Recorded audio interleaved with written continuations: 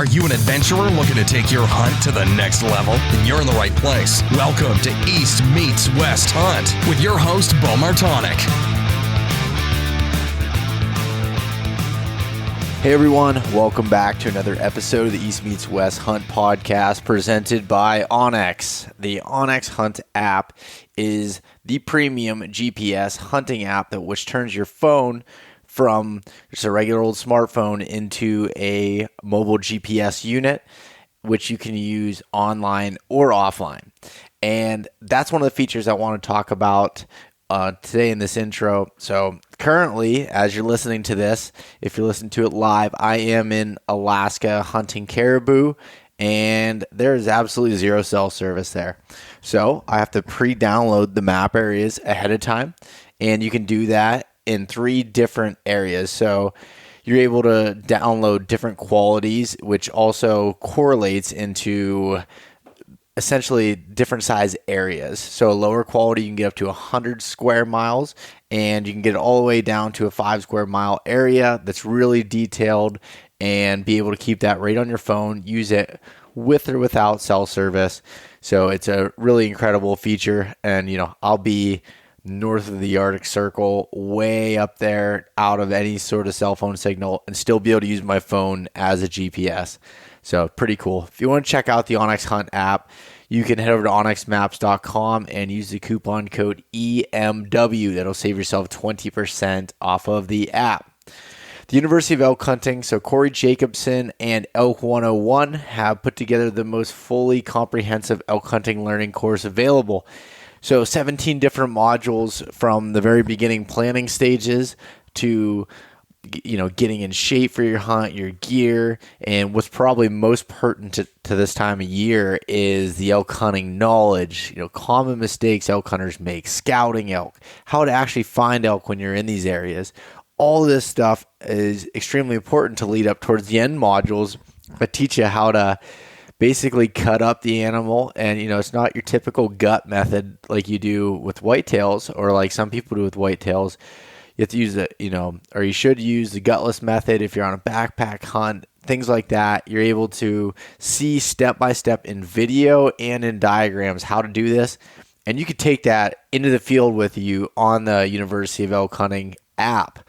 So you can do that on or offline, with or without cell signals, just like onX. Pretty cool. You can take that. So if you want to head over to elk101.com, check out the online course, use the coupon code EastMeetsWest. That'll save yourself 20%. And last but not least, Tethered. So Tethered has come out with the highest quality, lightweight, innovative saddle hunting gear available on the market right now. And one of the newest things that they just came out with that you can actually pre-order, and it'll ship no later than September 1st, is the new Predator XL platform. So this platform is just a little bit bigger than the regular Predator and allows you to shoot 360 degrees around the tree with maximum comfort and ease. And if you're not, it's about 40% larger than the Predator platform, with some improved side and top traction and an upgraded leveling bolt. So right now you can save $10 on it without any code. Just heading over to the website, they have it there for the pre-order.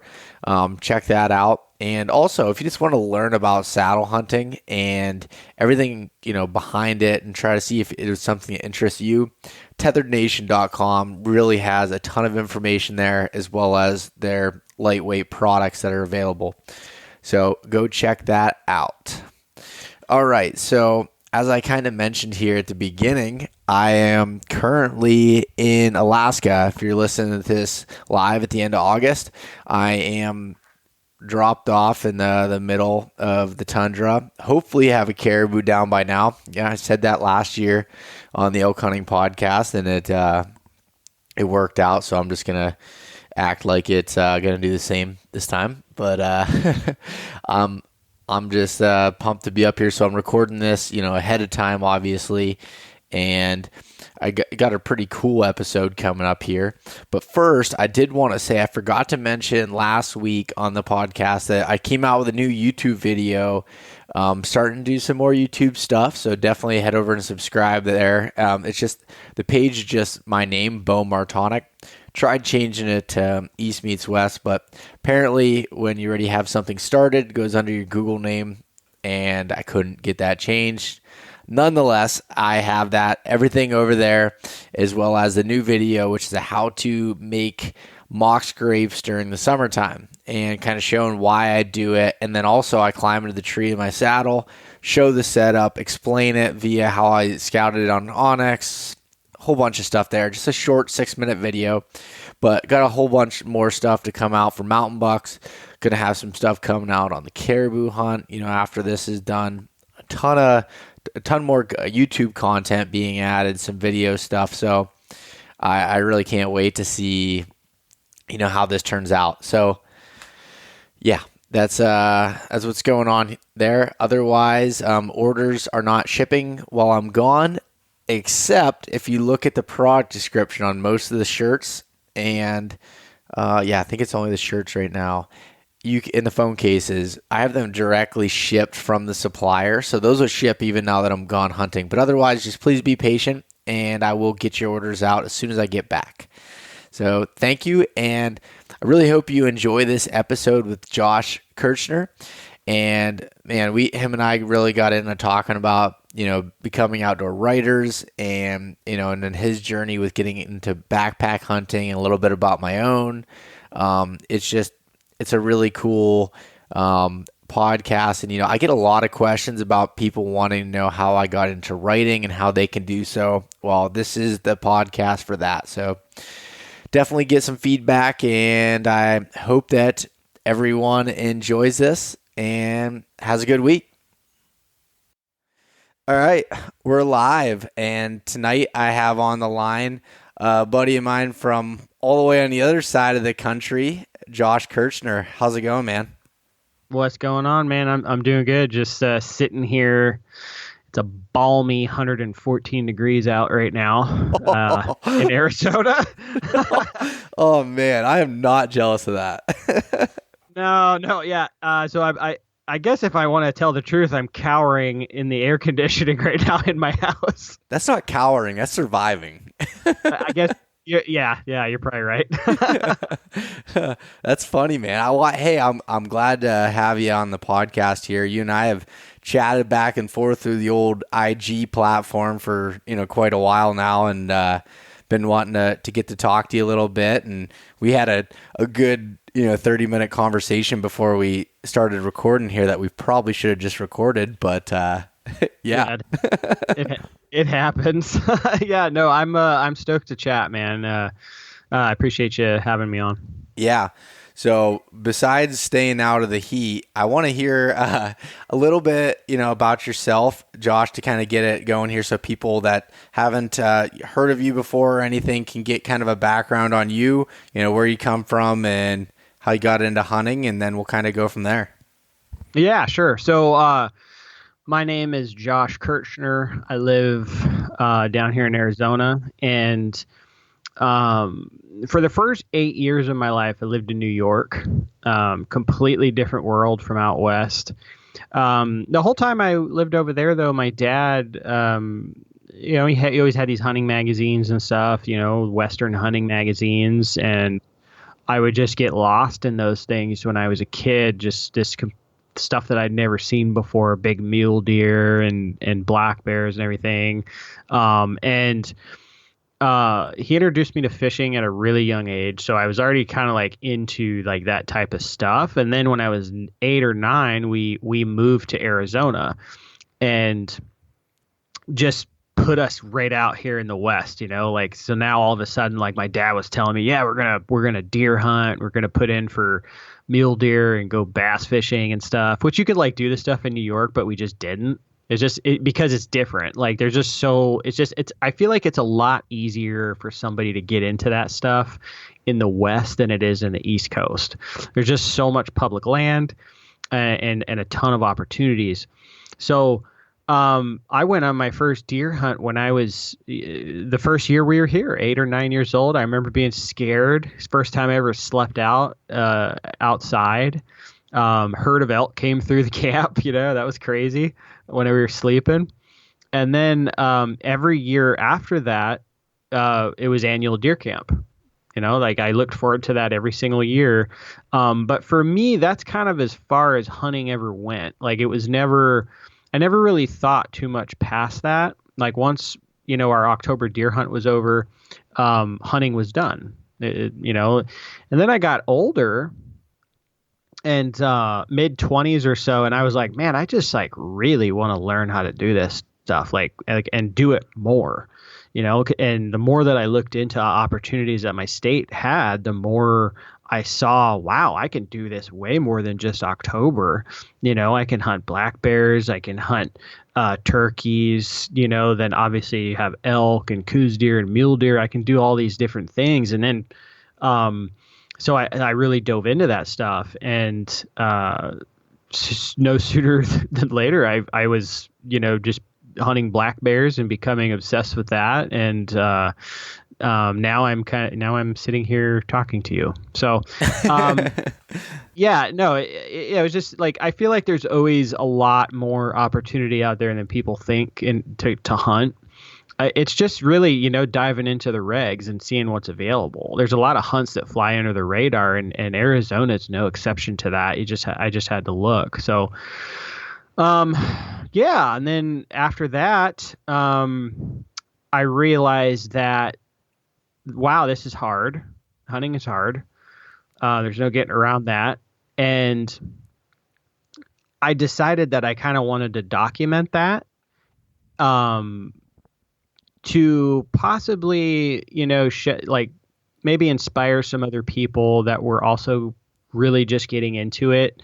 To let them know that, hey, if you went out, you went out for 5 days, you didn't see a deer, welcome to the club. It's completely normal, and you shouldn't feel bad about yourself. And I think what that really stemmed from, man, was outdoor media. I love outdoor media, but as a kid, I grew up watching Primo's videos and stuff. I loved those things, but they can only show so much in 24 minutes or 25 minutes, whatever it is, So you see like 5 bucks hit the ground in 25 minutes, and then you're like, you go out there for 5 days and you don't even get a shot.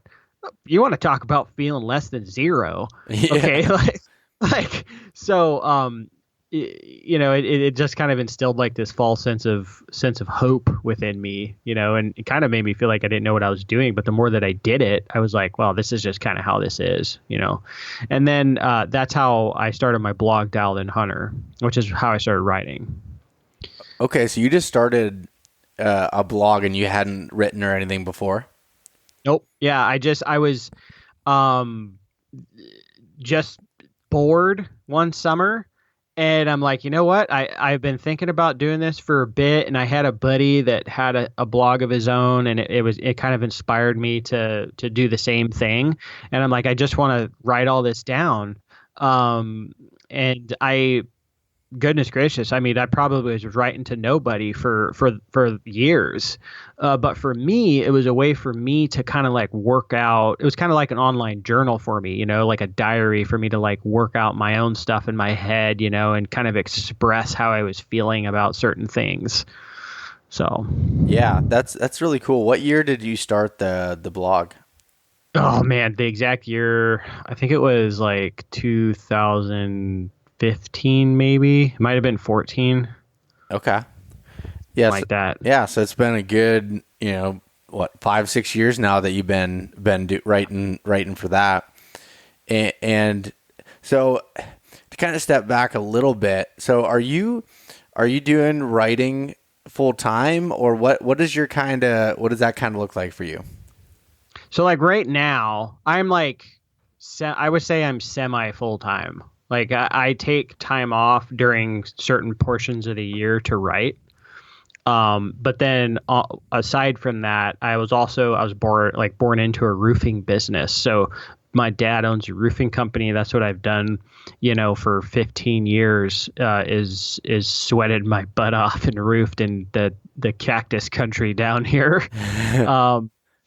But there's certain times of year where like right now I'm not going to work for months. I'm just going to be riding and hunting and stuff. So Yeah, that which is crazy to me because when we talked like briefly about this before we started recording, you're like, oh yeah, like I roof, but then you said you were writing right now. I was like, for us, roofing season is spring into the fall, but it's too hot out there for you. So is that kind of, so you're doing it more like in the fall through the winter months in the spring? Is that how that works? yeah, that's when I usually roof the most, is right around then. And yeah, dude, I mean, honestly, if I'm being honest, here in the summer, like during monsoon season, um, if we rip a roof off, the unpredictability of a storm brewing is very high. Like they pop out of nowhere because of all the heat and stuff. So because of that, I'll have to stay out there till 3-4 o'clock in the evening, making sure all the felt is down and so the house is waterproofed. And I got heat stroke real bad a couple years back, like so bad that I was like losing my motor skills and stuff. And it was, I mean, it was pretty scary, and I really questioned like, why, I don't think this is worth it. Like, so, it really made me start like reevaluating, what I was doing with my life. Yeah, no, that I can understand that. Yeah. Yeah. So you're doing, so the blog, did that like turn into other writing opportunities, or how did that kind of come about? So to give everyone kind of a background, how I found Josh is through Go Hunt's website. You write a ton of articles for them, and then I came to your Instagram and everything else. But like, how did you kind of get to that point? Yeah. So like I said, like when I first started the blog, I mean, it's like I was writing to nobody pretty much. I mean, I didn't know anybody was reading it. But apparently people were reading it. And the first article I ever got, like published was I shot a black bear, here in Arizona. It's my first black bear. And, the editor of Bear Hunting magazine, Clay Newcomb, sent me a message. He sent me a message on Facebook or something like that, and he was like, "Hey man, dude, congrats on the bear. Would you be interested in writing an article on it?" And I was like, "Heck yeah, dude!" So I wrote the article. He ended up putting me on the cover of the magazine, which was kind of cool. And then that was the first article I ever had published ever. And then from there, the digital content manager, Brady Miller from Go Hunt, he had apparently been reading my blog for a while. I just didn't know it. And he ended up sending me a message and asking if I was interested in doing some freelance work for Go Hunt. And I was like, yeah, well, absolutely. I would love to. So, right in the beginning, I wasn't writing that much. I'd write a couple articles a year. But now, man, I probably over 50 articles a year I'll do for Go Hunt. That's crazy. Yeah, pretty crazy, man. I mean, I didn't plan it, like yeah, it just kind of happened. So and that's like so that's, I'd say I get that question a ton from people, is like, how did I get into writing? And, how do you do that? And, my story wasn't exactly similar to yours, but like I didn't start a blog first, but my first article. So I would read this online, the Journal of Mountain Hunting. They're out of Canada. Adam Yonkey's the editor of it, and he has a podcast, Beyond the Kill. And that was back in 2015. I started listening to it, and it was like the first podcast I was listening to, and then he talked about his online magazine, the Journal.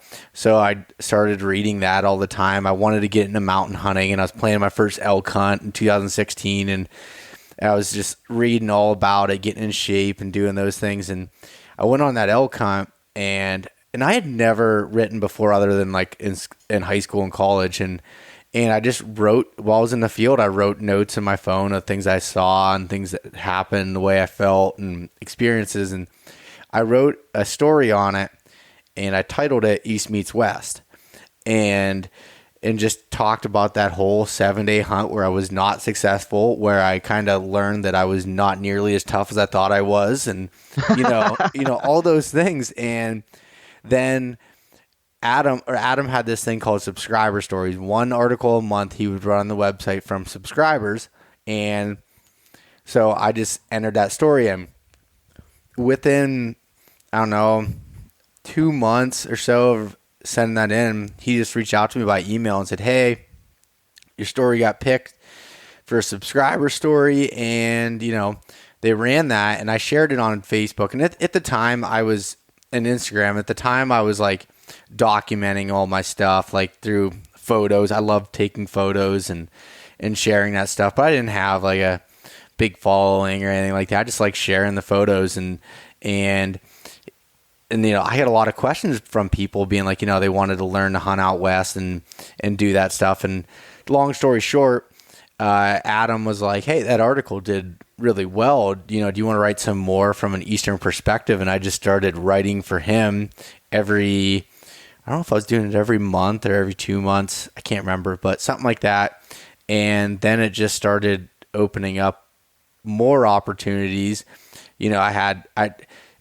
Peterson's Bow Hunting contacted me after an ex-girlfriend of mine killed this really giant deer, and then I killed 2 whitetails right after that. And so said, "Hey, do you want to write a couple stories on those?" And I did that, and it just kind of, snowballed from there, as far as like once you have, examples to be able to say pitch to other companies, it makes it so much easier. And I'm sure with you, like with your blog, even if there was nobody reading it, at least if you go to pitch it to a company, you could show what kind of work you're capable of. Yeah, absolutely. And I something I tell people that that'll reach out to me and ask, "Hey, how did you start writing?" and stuff like that. Something I tell them, man, is like, you really need to, I think it's very important to love what you're doing. And because I feel like then that's going to make you do it for the right reasons. It's like, if you only reason you start doing something is so you could get like free stuff and, and blah, blah, blah, and be like Mr. Cool Guy, there's no follow through there, I feel like. Okay. Because it's not like in your heart. Right. So something that you need to ask yourself is like, okay, well, would I be doing this if I wasn't being compensated at all? And my answer to that was always yes. I because I truly enjoyed writing. I truly enjoyed, people getting like random emails from people asking me questions about, "Hey, I'm thinking about, getting into bear hunting, or I'm thinking about, getting into coos deer hunting. Like what do you recommend? And with this and that." And like, I really just wanted to help people, man, and like inspire people to, to get out there and like chase their freaking passions, because I feel like a lot of people do a lot of talking. Mm-hmm. Like there's a lot of talking that happens, but there's not a lot of doing. And I feel like that's kind of a shame. And that's so funny because, you can tell obviously, even from talking to you, but other than that, just looking at your timeline, you've been doing this for 6 years. If you didn't love it, you'd have quit by now. Right. Like we were talking about before, but like the amount of work that goes into writing and creating content and doing all that stuff that, looks like, such a dream thing to be able to do. Oh, you get free gear. You get to, you get paid to write about hunting. Like that's awesome. And it is. That is cool. But if you're doing it just for those reasons, I can promise you will quit, because you have to love it, because it is a ton of work. It is, it's time consuming. It takes dedication. It takes so much to be able to do that. And you said it, you said it spot on. Like you have to be doing it for the right reasons, and you have to really talk to yourself to really see if that's why you're doing it for those reasons, Yeah, absolutely. I mean, there's, there's a lot of glamour that's kind of shown, right? Like a lot of people that these kids that are kind of looking at people on Instagram I don't know if people look at people on Facebook anymore, but they see these guys on Instagram and they're basically, that you're seeing a highlight reel of what they're doing. You don't see like if you're not seeing like when Beau or Josh gets up at 3 o'clock in the morning so they can finish writing an article that's due the next day or something like that. Like there's a lot of back work that isn't shown, and it definitely takes a lot of dedication to do it, especially like I mean there's times, I'm sure this, you're a writer, like what happens when you're writing an article and then you don't have like photo support for like Yep. for certain parts of the article? What do you need to do? Okay, I got to jump in my truck and head somewhere out in the hills so I could get photo support for this article. You end up spending on that trip, you're going to spend more money getting to the spot than you're going to make. Yeah. Okay. Oh yeah. But in my opinion, like for me, like it's worth it because it's like, you're delivering this final product, and hopefully it reaches out and touches somebody and helps them become like a more successful hunter, or gives them the confidence to maybe go on their first Western hunt or something like that, Yeah, that's so true. Like it I'm thinking of right now, I have an article due in like 3 days that I haven't started yet, and it's a pretty it's a pretty lengthy article. It's my last one for Peterson's bow hunting for the year. So Christian, if you're listening, I apologize. I will get that to you on time, but it's going to require, I'd already thought of it. I'm going to have to get up tomorrow. I work out before work. So I'm going to have to so I'm normally getting up at 4:30. So I'm going to have to get up before that. And really, I what I like to do with my writing is I put together like an outline first. And for me, that just makes me feel better with it. So I'll put together an outline. If I'm feeling good, I'll just keep rolling with it. If not, that'll be a point where I can start brainstorming off of those things. Even while I'm doing other stuff throughout the day, I'll write notes in my phone. I want to talk about this, go through it. And then I have to block off time to be able to do that. Then that might not be till, I'll probably be working on it again tonight too. It's like, yeah, you gotta, and I've realized that I have to like take my phone and either turn it off or most likely put it in a different room, because it's so easy to like all of a sudden pull up Instagram, pull up email, doing all this other stuff. Like I gotta focus on it and get it done. Dude, I have legitimately like taken my phone and thrown it down the hall before because it was so distracting. Like it's like every couple minutes, bzz, bzz, bzz, bzz, bzz, bzz, bzz, bzz. like get out of my room. I put it on do not disturb often, which is great. Screen down, you got to do screen down. Okay, so you don't see like and the screen light up or the little notification thing blinking on the phone, because then that's gonna like get to you. But yeah, no, you're absolutely right, man. It definitely takes a lot of work, and I do the same thing that you do. So I look at an article the same way. I always make an outline. In my opinion, I think that's the best, because now I'm not looking at the article as a whole. I'm looking at it in sections. Yep. So if I have, 30 minutes to burn, I'll be like, oh, let me go knock out this one section. Right. Yep. And then I can know, okay, cool. Then I'll come back in the evening and I'll do another section. And you do that like 4 or 5 times, you just wrote an article, right? Instead of being like, oh, I need to write a 1,500 or 2,000 word article or whatever, like that number just looks a lot bigger than writing a couple paragraphs. Oh, yeah. I'm not one that can sit down and just write a whole article. Like, I have to do it in sections like that. And yeah, I totally agree. Once you it's like that with anything. If you look at the end goal, it can seem so far away. But if you focus on the task that you have to get there one at a time, like it makes it a lot simpler.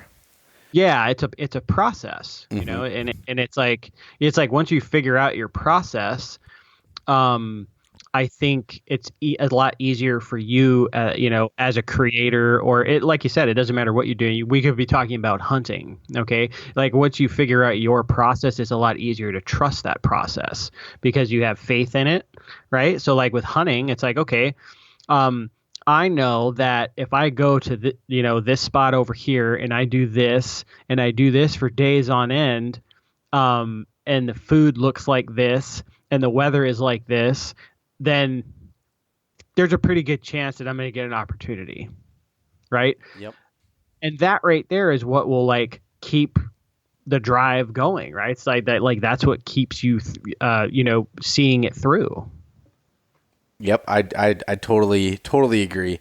And like I said, I love writing, but I have to be in the right mind space to do it. Like I can't just be like randomly eat dinner and be like, all right, I'm going to write right now. Sometimes I can. Other times it's like I'll sit down and be like, my brain just isn't doing this. I got to go shoot my bow or do something else and kind of get myself in that mindset. For me, like what you're talking about writing early in the mornings, I'm best. I'm best then. I'm a morning person. I like getting up early. I feel like my brain is like always, I have so much stuff running through my brain in the morning there. Like at night, I'm so drained by the end of the day. It's like, takes me 10 minutes to write a couple sentences and I'm like, Yeah, no, dude, I agree. I'm the same way, man. Like first thing in the morning, nice hot cup of coffee, like you're focused. Like I also relate it to hunting. It's like you're writing about hunting, but I relate it to hunting because like that's why I started getting up early a lot when I was a kid, right? Like some of my first memories of getting up really early was getting up early to go hunting with my dad. And so to me, it just, it's it's peas and carrots. They go together. So you just kind of get in the right headspace and go. I am not like, if I have to, like I can write like all day, but man, like I'm the same as you. Like in the afternoon, I'm just not as productive as I am in the morning. There's just other stuff. I feel like the more the day goes on, the more stuff you think about. Yep. And then that stuff distracts you. Like, because you remember, you're like, oh, I gotta go do this. I gotta go do this. Whereas like right in the morning, you're just like fresh and ready to rock. Yeah. I was so pissed at myself this morning. I woke up. So I had my alarm set for 4:30. I was like, I'm going to get up. I'm going to get a quick workout in, and then I'm going to write a little bit. Well, my alarm went off, and I was awake, and I'm like, I put my phone across my room, so I have to get up to go shut off the alarm. And so I get up, I grab it, and I'm like, I'm just going to lay down for like 5 more minutes, I wake up an hour later. I was so mad at myself. And my alarm was going off the whole time. I didn't shut it off. But when my phone's right next to me, I subconsciously just squeeze the side and it just shuts it. It snoozes the alarm. And so then I got my workout in real quick, but I didn't I didn't get any writing done, so I was pretty upset with myself there, but it's definitely not always easy, is I guess what I'm saying. No, like sometimes, like, dude, like that. So that happened to me this morning as well. I didn't, my phone wasn't across the room with the alarm going off, but like my alarm was set for 3, and I was like, yeah, I'm just gonna kind of hang out here for like 5 minutes, and then like the next thing I know, it's 4, and I'm like, dang it. Yeah. So then I get up, but what sucks about that though is like, so I'm a dad now. Time is so important to me now. Like losing an hour is a big deal. Sometimes I've often said like sometimes I wish there was 28 hours in the day rather than 24. Like because you just have more time to do stuff, but God dang it. I hate that. I did the same thing, man. I slept in a little bit and then I got up. I did my workout and the whole time I'm like, goodness gracious, I could have been, I could have like, smashed out an article in that hour probably that I Yeah. slept in. So, Yep, I feel you there. It's and the getting up early thing is something that for me I try to do it year round, even when I don't really necessarily need to. Even if I don't have an article due, even if like a hunt's 9 months away, technically, I feel good when I'm on that kind of a schedule, and like it paid off for me. Like when I was elk hunting last year, the morning I killed my elk, it was the first morning, and we got up, I don't know, 3 hours before it was light to make this hike all the way up to the top of the mountain to get into position instead of like, because I was truck camping, so I had a really good 2,500 foot climb in the morning, and we were like, it sucked doing it, but it all panned out, and that was just like a constant reminder, like I wouldn't have done that if I didn't do that all the time. Like it'd be a lot more difficult or a lot more easier, I guess, for me to hit snooze or talk myself out of it, because when I'm like half sleeping in the morning, I can create scenarios in my head why I shouldn't get up pretty easily. Dude. Yep. Yep. I think the other day I actually like created like this like emergency scenario and like why I shouldn't wake up. I go like, so lately it's been the times that I've like reset the alarm for 30 minutes later or something like that. It's been like, the kid was up like just 10 minutes ago and I don't want to wake her up, by getting up. That's been my like quote unquote excuse lately. Is I don't wake up my daughter. That's really funny. So to kind of go along with that a little bit. So when you started writing for Go Hunt and stuff, do you write for any other say online stuff or magazines regularly? Yeah. I write. So I write for the Wilderness Athlete Journal. I write for Exo Mountain Gear. I contribute to the First Light blog. I write for our Golly, their site, Bear Hunting Magazine, Bow Hunting World Magazine, Western Hunting Journal. I have a piece later this year coming out in Bow Hunter. I try to get around, man. Yeah. Like I try to write for as many people as I can. There's some other online stuff that I'm sure that's escaping me right now, but yeah. So I try to write as much as I can. How do you go about like finding those opportunities, or like how do you kind of like pitch work? Like that's the other thing that get questions a lot. Like I wrote this article. How do I go to somebody and see if they're interested in it? Or an idea, more or less, because I'm like, for me now, like I don't normally write an article and then try to pitch it to somebody because everybody wants something maybe a little bit different. I'll usually come up with a strain of ideas, but I want to hear what your kind of process is.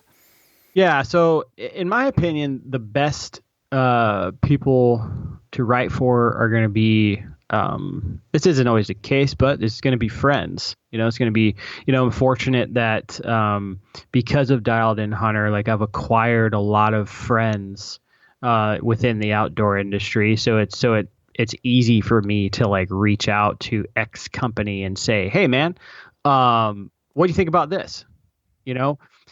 Rather than going to somebody cold bore with absolutely no history at all. That person is much more likely to not return your email. That's been my experience, at least, like sending cold emails with article ideas to people. It always seems like there needs to be like some type of connection, and like if there's a connection, then I feel like it's more than likely you're going to get like more articles and stuff like that. So like for me, like a lot of the articles that I write, just to give you an example, like a lot of the articles I write are focused around backpack hunting. This is, as far as like, topics go, that's huge for, like Exo Mountain Gear. They're all about backcountry hunting.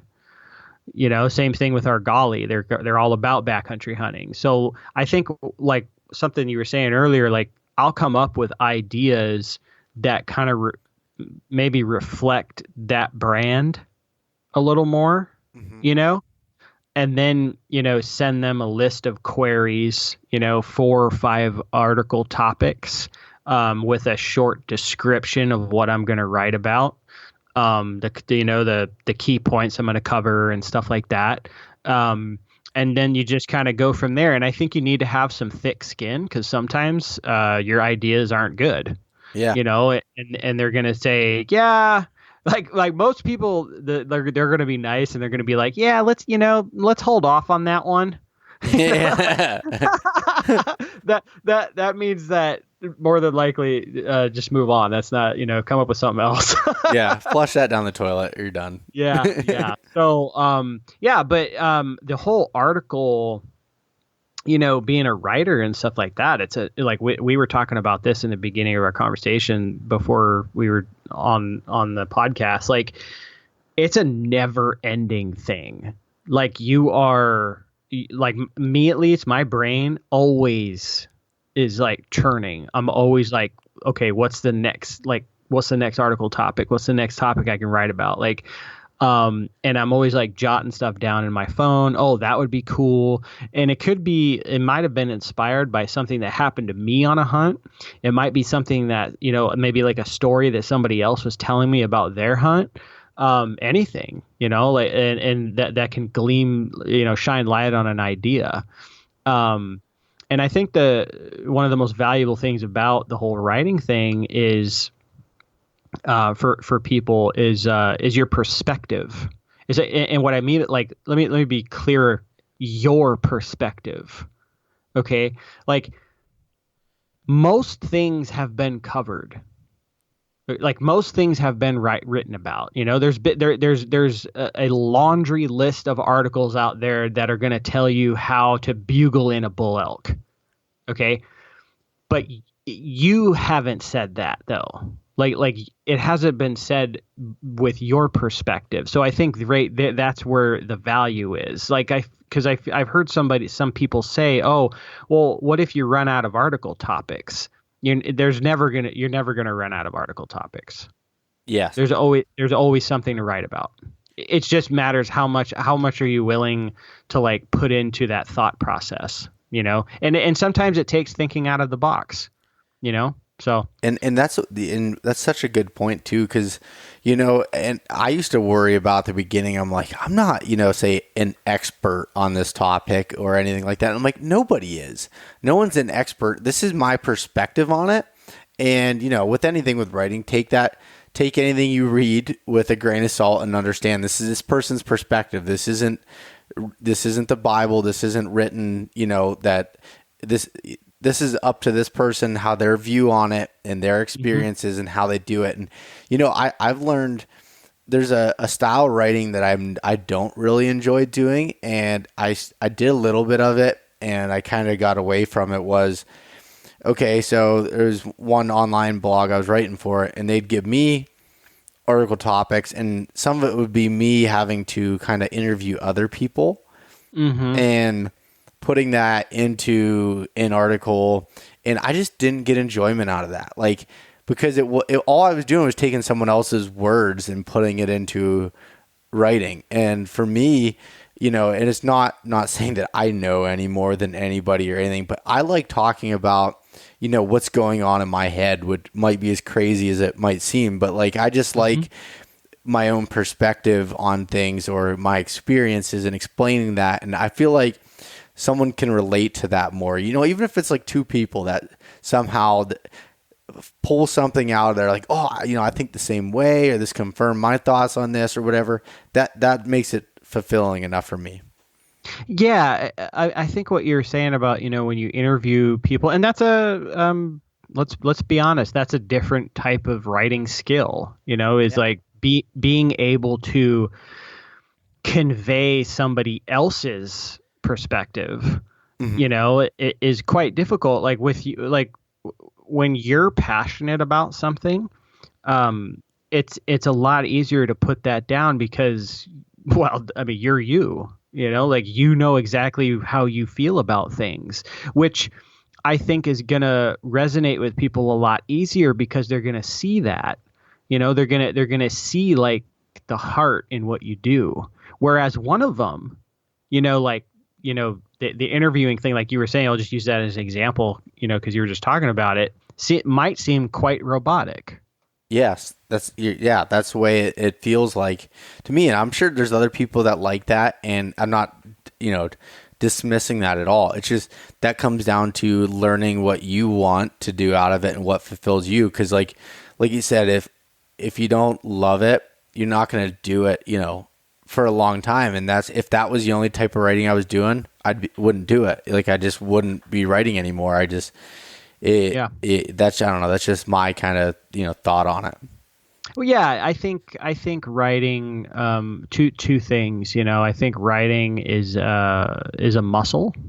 And in order to get good at writing, you need to exercise the muscle, to have stronger writing skills.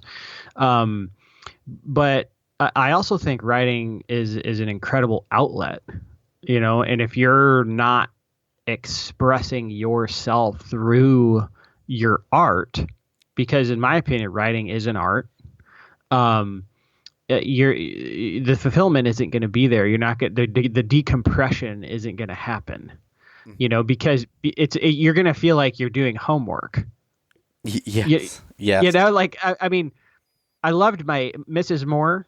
You're awesome. I loved my English teacher when I was in 8th grade. She was a great woman, but doing English homework was ghastly.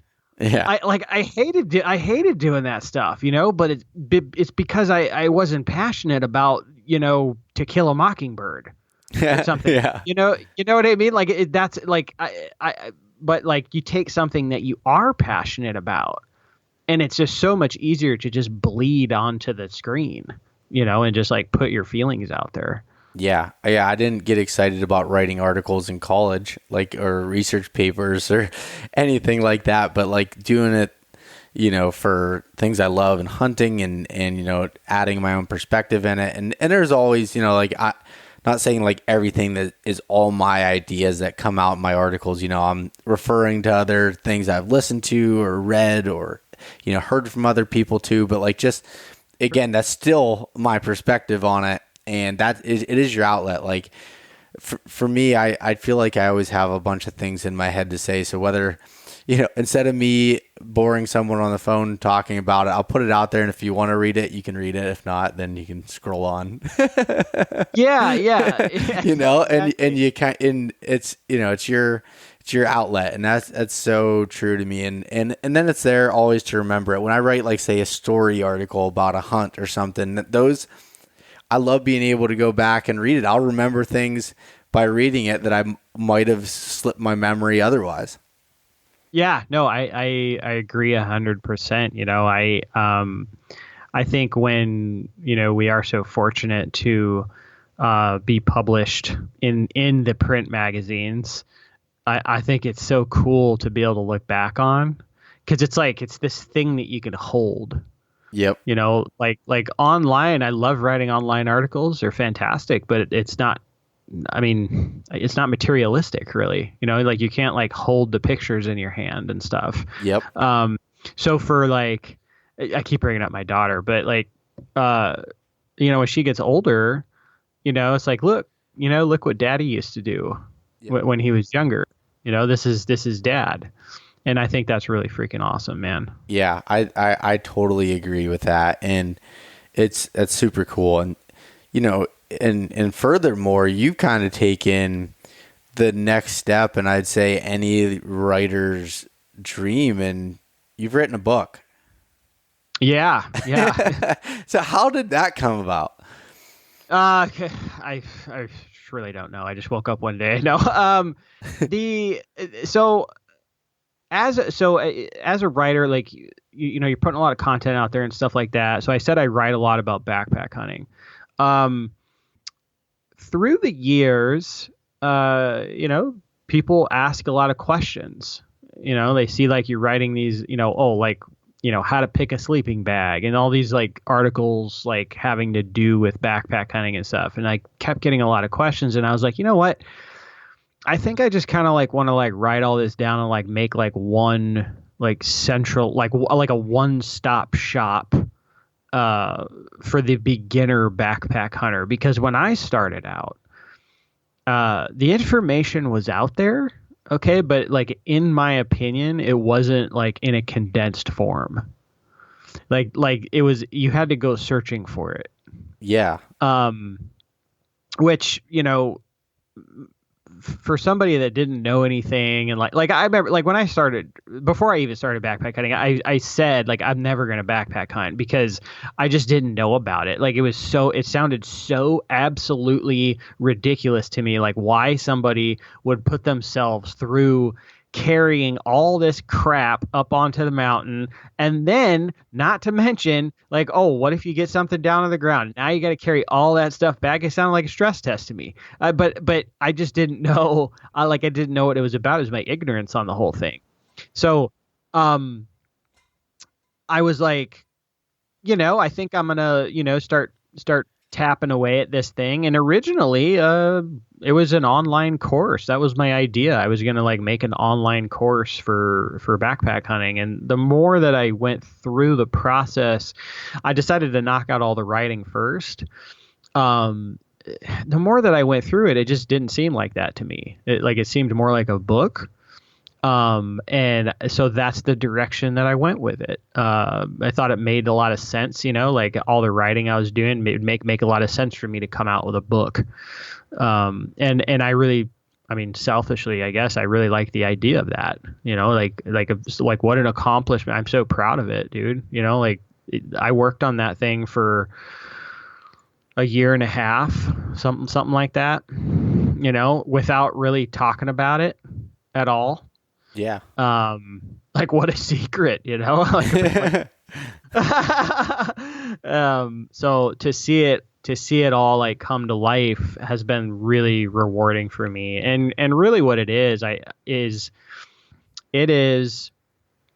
an easy to read from front to back look at backpack hunting. It is the book is called Becoming a Backpack Hunter, a beginner's guide to hunting the backcountry, and it is like that's exactly what it is. It's goes from you don't even know if you want to backpack hunt all the way to you're packing an animal out back to the truck, and it talks about everything in between, mindset, physical fitness stuff.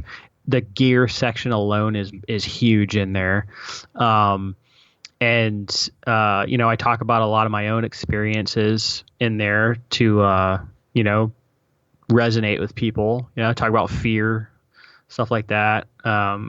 Travel logistics, like literally, like I feel like everything like that you could want to know to be able to set off on your first backpack hunt is in that book. Yeah, and that's so helpful from the standpoint of not too long ago, 2016, really, it's not that long ago, is when I was planning my first backpack hunt and my first Western hunt in general. And I was just lost to where to find information. I was reading forums, and some people say you need this, others said you need that. And it was just like this, this process. And I read Cam Haynes's book, Backcountry Bow Hunting, and went through all this stuff and just trying to figure it out. And it was difficult you don't find something in one place, and to be able to have that resource and an easy to read type thing, I think that would make it so much better for people that, want to get into it and figure out that process. And I just think that's really cool. I appreciate that, man. That was my goal with the whole thing, was like I wanted to make something that was very comprehensible. Like I didn't want to like try to talk over people and make it seem like I was some, expert, backpack hunter. That's not what it is at all. I mean, I say in the book, I am not an expert. This is just I'm fortunate to get to do it a lot. Because of like the direction my life has gone, but like I'm far from, I try to learn every year, like I feel like if you're not learning, then what are you doing? So yeah, it's I mean that's the feedback I've gotten on it, at least. Like people are really appreciative that like they're like, man, dude, that was so like easy to understand. And I was like, mission accomplished, and then like people are like, oh, I'm doing my first backpack hunt this year, and now I have the confidence to, that I didn't have before. And it's like, again, like, mission accomplished. Thank you so much for telling me that. And what you said there is like something that I think so many people can resonate with. Say you had been doing it for 40 years and, you're so-called expert with it. It's harder for people to relate, with you being able to be, open as far as, sharing that, like, okay, like I'm still learning. I have a lot to learn. But this is, what I have learned in this process. And this is what, you can speak to those people more so than someone that has been doing it for 40 years, because they probably have forgotten a lot of the, the details and the nuances and the struggles and stuff that go into planning that and learning it. Yeah.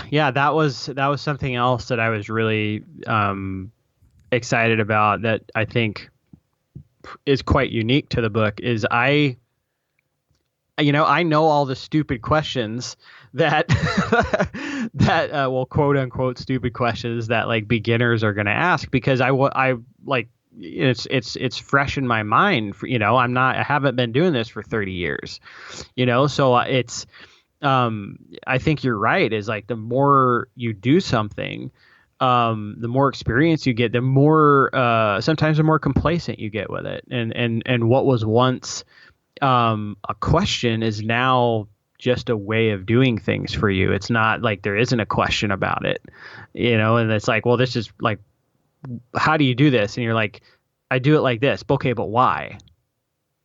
Mm-hmm. And like, it's like, why?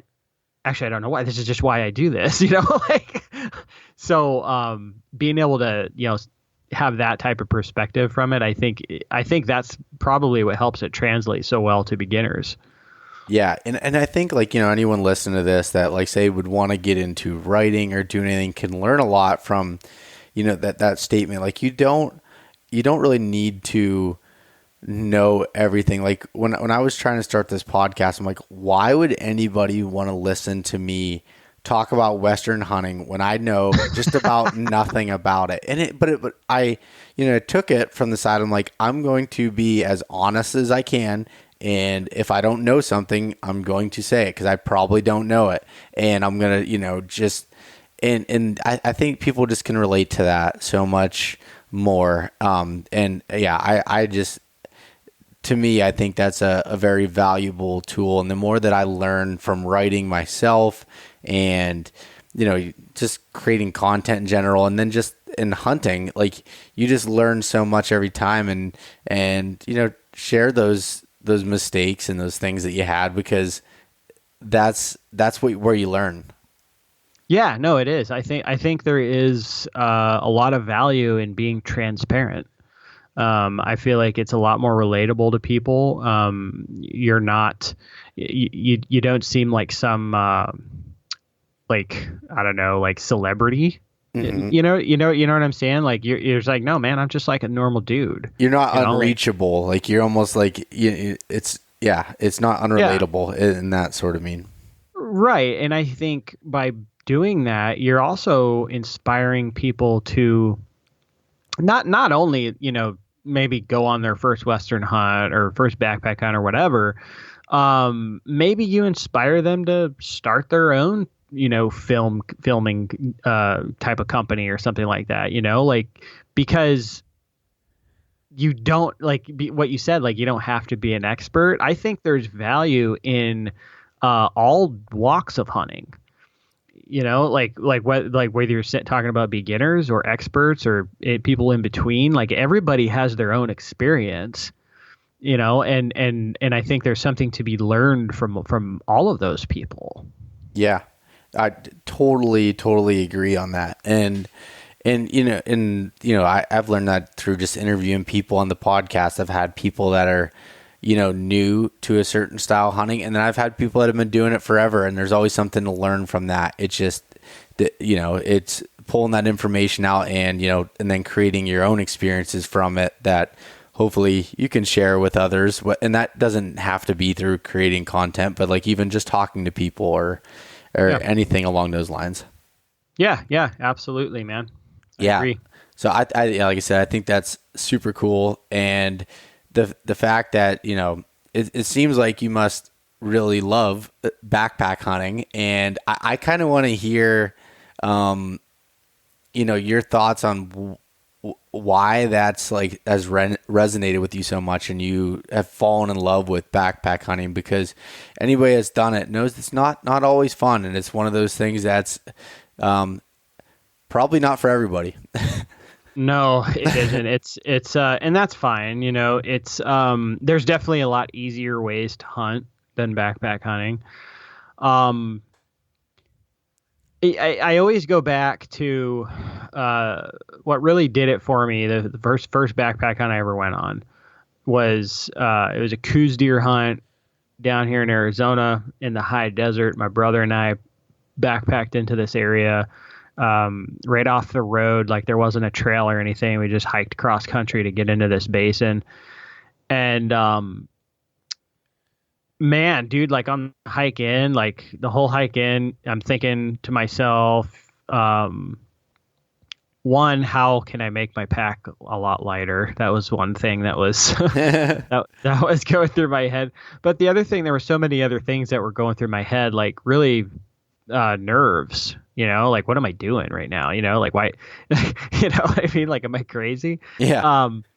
And then, but once you got up there, it kind of go through the motions, right? Like you're you're getting water, you're cooking, you're putting up your shelter, and you're kind of like going through the process of backpack hunting. And I really enjoyed that. But then that first morning, man, that I woke up, we were sleeping up on a mesa that was, surrounded with like snow-capped frickin' high desert mountains. And the sun was just kind of peeking up over the hill. We were camped 100 yards from our glassing spot. That was another thing that was awesome. And I just opened the tent and I saw that, and I'm like, man, dude, like I need that. I need a lot more of that in my life. Mm-hmm. Like what a front porch, and I saw that, and I look out there and see that awesome sight, and I know that in the basin behind us, there's filled with rutting Coues bucks, like right there, and we had an incredible hunt. We a lot of close calls. No arrows were fired, but a lot of close calls. And on the hike back to the truck, I had a smile on my face. Like it quickly became irrelevant if I filled the tag or not, because it was like it was an experience more than anything. It was a lot more than just a hunt. It was an adventure. And by the time we got back to the truck, my brother and I were already talking about like, what are we gonna do next?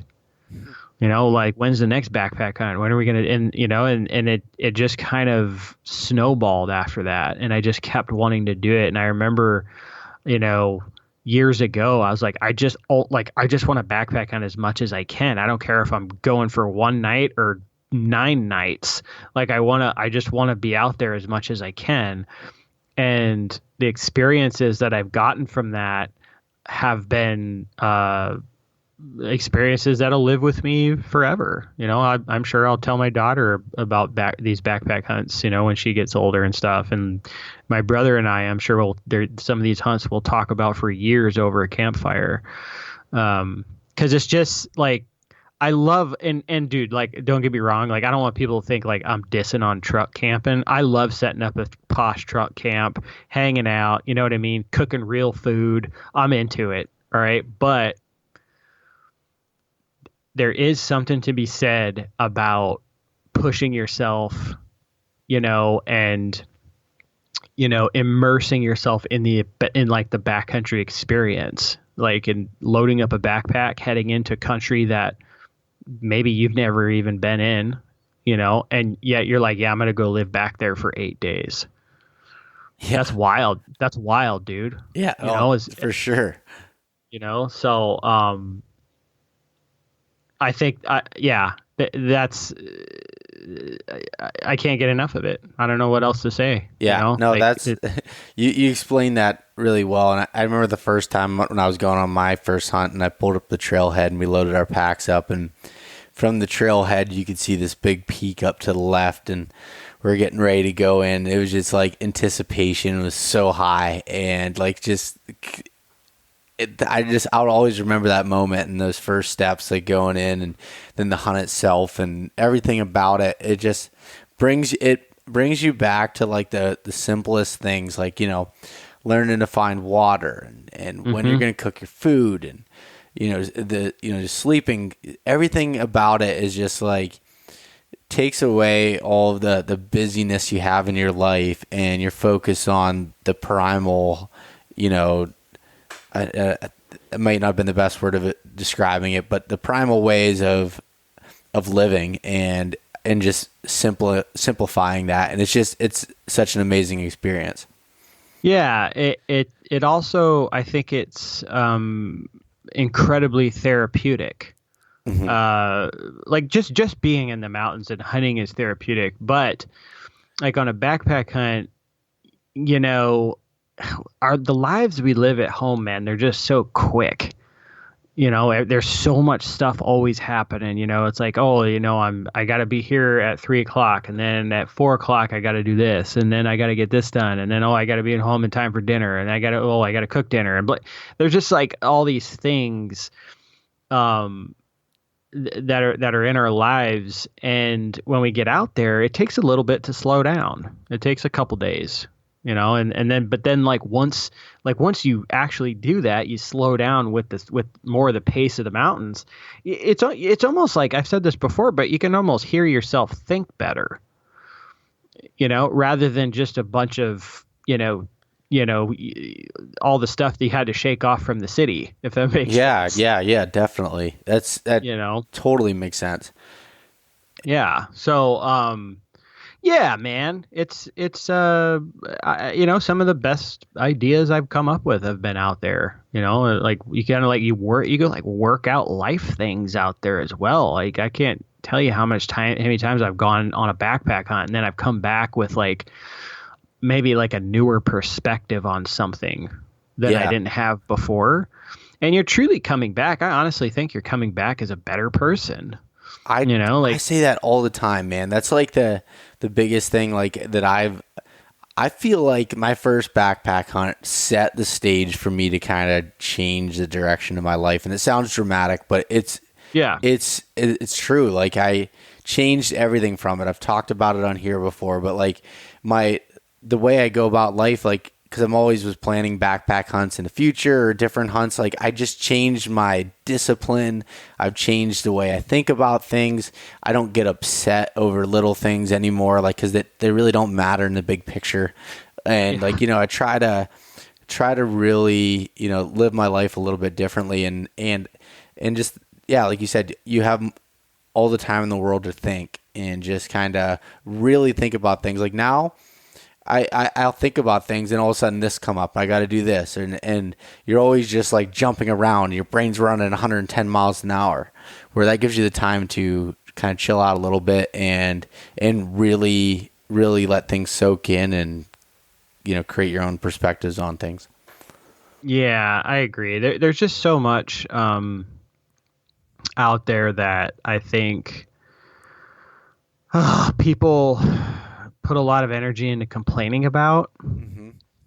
And like you said, you got on these trips and stuff like that, and you quickly realize how much it doesn't matter. What is it doing you sitting there complaining about this or that? It's not doing anything. You're stressing yourself out, and you're bleeding negativity into the pure people around you. Yeah. And bringing their day down. There's a lot of things out there that deserve to be spoken out about, but there's also a lot that is just petty stuff, man. Yeah. This that truly does not matter. And I think being able to decompress out there on these adventures allows you or I should say one allows one to see that more, to be like, wow, yeah, I don't really care about that, because it's retarded. Yeah, So exactly, man. You recognize those scenarios, or if I was going to complain about something that I might have before or whatever, you kind of think about it like, yeah, it's not really that big of a deal, and I'm not bringing any positivity to the person that I'm telling this to. Like, they don't care to hear about it. yeah, I don't know. I just got that kind of perspective from it, and you can tell the people that, and hunting in general can help with all these things, and just backpack hunting has really kind of changed, a lot of stuff for me personally, and I'm super thankful for that. And there's sometimes when people are, bitching and complaining about things that I see that don't matter. I just want to be like, just stop. Like, it really, but I bite my tongue. I mean, another thing to be said for it is I think backpack hunting, I mean, like you said, like hunting in general, but backpack hunting is a great way to really instill sacrifice reward into somebody, like you get what you put into something. And I think it's a great way to build confidence of when you go back into town, maybe maybe there's like a business that you want to start up that you just haven't done yet, and you just been kicking it around. Well, maybe, like doing hard stuff like backpack hunting and like coming out, it's like whether you fill your tag or not, just going and doing that and going through the process and like riding the struggle bus, like you're going to come out of that with a lot more strength mentally than you went into it, especially if you're new to all of it. Right. And then like you get back into town, it's like, you know what, like, I'm just going to go for this, and just chase your dream and start that business that you want to start, or try to get that promotion that you've been like kicking around, Yeah. And like for me, I was talking to, on lunch break today at work, I was talking to a buddy of mine, Jason Red, who has been on the podcast before. He owns this company, Timber Ninja Outdoors, and him and I were talking. He's going on a caribou hunt like I am, but he's leaving like soon. By the time this podcast goes out, it had already been gone. But he was like, I'm stressing out about getting everything ready. Am I going to be ready to go? And he goes, even when I go on the trip for the first like day or so, I'm still like, what's going on? And then after you kind of settle into it, those things aren't a big of a deal, and you kind of get yourself refreshed and recharged, and then you get out of it and you're ready to tackle them.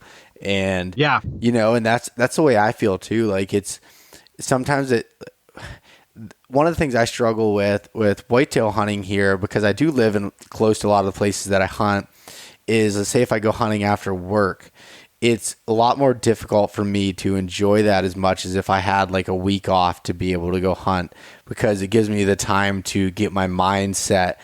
And a buddy of mine, Johnny Stewart, coined the phrase, he's in work mode and hunt mode.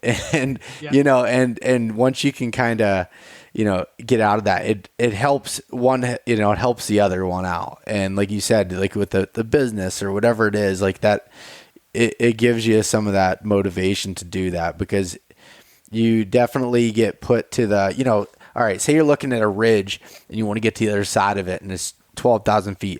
I'm speaking of a story I can remember, climbing all the way to the top, and I got hit with hailstorm and all this stuff that sucked, and I was out of breath. I'm from the east, altitude's kicking my ass, and I get up over it, and I'm like, I did it, but it took me to get there. There was nobody carrying me there. There was no one doing that work for me.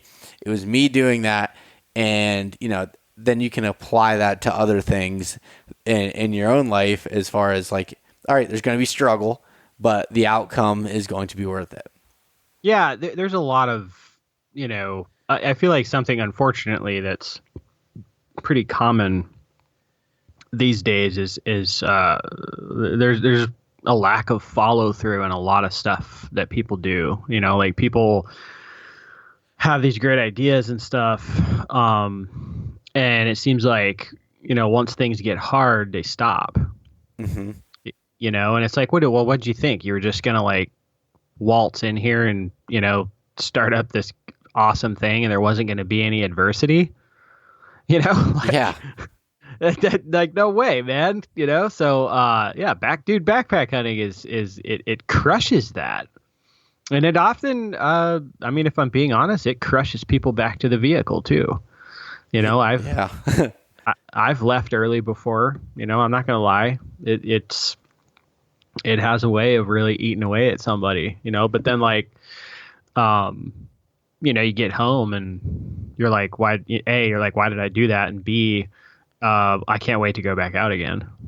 Yeah. I mean, for me, it's not even when I get home, it's on the drive back. I'm like, I did that before too. And it's like, man, like, why did I do that? And that's where you gain that mental toughness the next time that you're in that position where you want to quit, that you just know to push through it.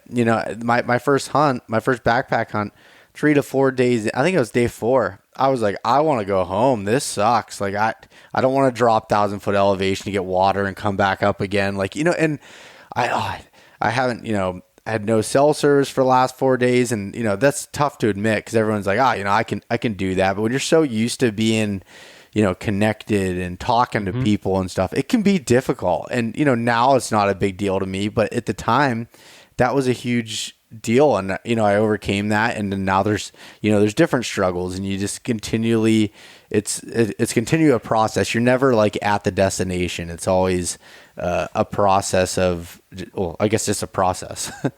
Yeah, no, you're absolutely right. Yeah, no shame, dude, in admitting the phone thing. Like we live in a very connected world. We're never not connected with people, especially now with social media. I feel like social media is almost like it seems to be like a crutch almost. Like, oh, I haven't done anything for 10 seconds. You start getting nervous. You start getting out, you go on Facebook or something. Yep. Whereas before, you think back, like when you were a kid, I was a kid, like, what did you do? Yeah, exactly.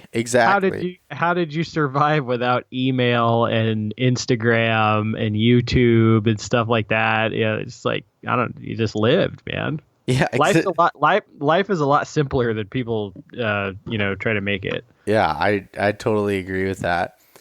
But, Josh, I wanted to, talk to you more about like the details of Arizona hunting and some of the stuff there, but I think I'm going to have you back on again to talk about some of that stuff and really dive into some of the opportunities and stuff there. So if you'd be interested in coming back on, I think we need to do a whole separate episode, maybe after the hunting season, talk about some stories and then also, Arizona's got some incredible opportunities in the winter months, and I'd love to talk to you about that again in some more detail.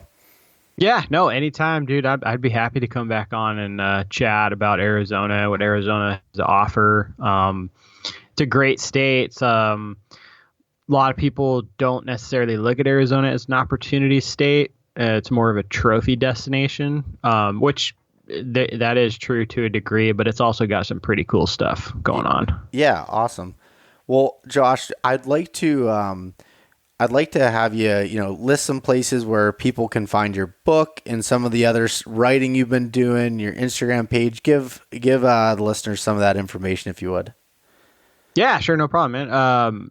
The book, if you wanna check out the book, it's called "Becoming a Backpack Hunter: A Beginner's Guide to Hunting the Backcountry." You can find it on Amazon. It's in both print and Kindle formats. If you just search "Becoming a Backpack Hunter," it'll pop up.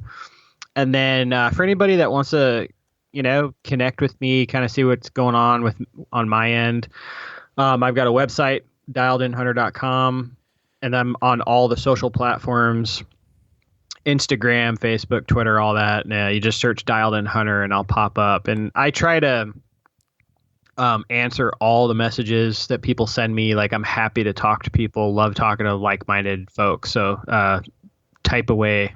Yeah.